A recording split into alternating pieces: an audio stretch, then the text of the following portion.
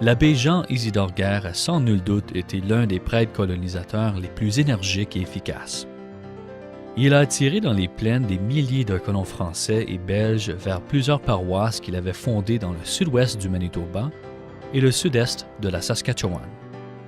Né en Alsace en 1853 et ordonné prêtre en 1878, il exerce le ministère dans la région de Nancy pendant plusieurs années.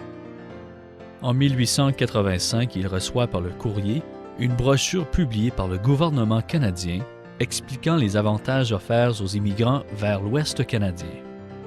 Après 2 bonnes années de réflexion, il part pour le Canada au printemps de 1888 et Monseigneur Taché, archevêque de Saint-Boniface, l'accueille dans son diocèse. L'abbé Guerre tient à s'établir dans une région où la colonisation n'est pas encore très avancée. Il choisit donc une zone du sud-ouest du Manitoba. Avec l'aide de quelques familles métisses, il érige une chapelle à une trentaine de kilomètres au sud d'Oak Lake, à un endroit qu'il baptise Grande Clairière. À la fin de l'été suivant, la paroisse compte déjà 43 familles et l'abbé Guerre décide d'effectuer une tournée de recrutement en Europe durant l'hiver.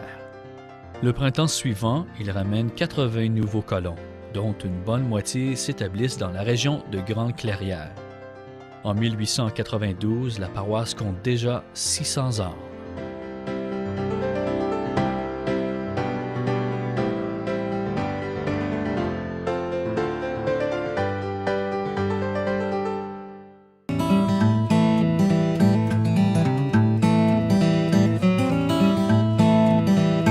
En 1892, les bonnes terres sont maintenant à peu près toutes prises dans la région de Grande Clairière au Manitoba.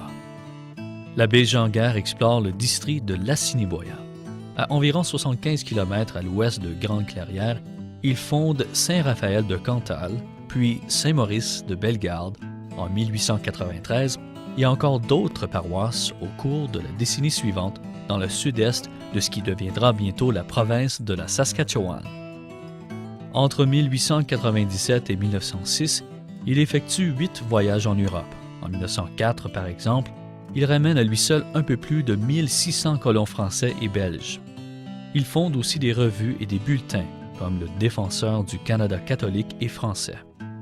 Ce qu'il souhaite, c'est rien de moins que la transformation des plaines de l'Ouest en un nouveau Québec catholique et français, afin que le Canada français puisse un jour compter plus de 75 millions de catholiques.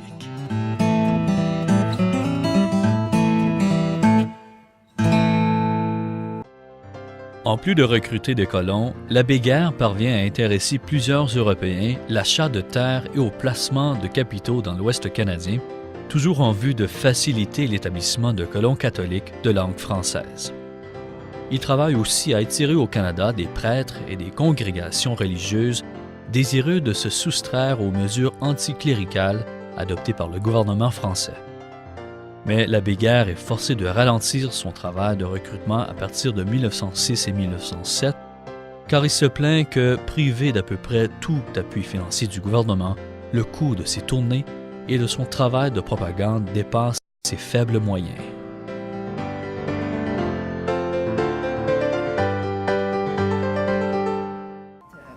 Depuis que je suis mariée, on joue à 500. Oui, certainement dans le fameux point, mais dans d'autres familles aussi.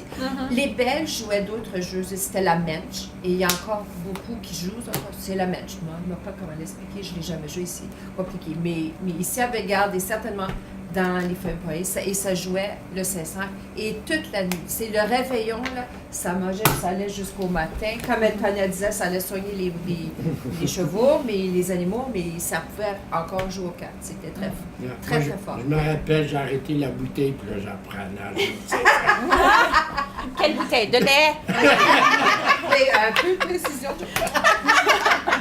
J'ai jamais appris, je savais toujours. Alors, c'est venu génétiquement dans tes C'est gènes. dans ça!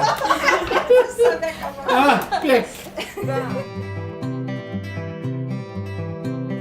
Après leur arrivée au pouvoir à Ottawa en 1896, les libéraux ont réorganisé le système de recrutement de homesteaders et de vastes courants d'immigration jettent maintenant dans les plaines des centaines de milliers de colons, à peu près 400 000 dans la seule province de la Saskatchewan, venus de dizaines de pays européens, des États-Unis et du reste du Canada.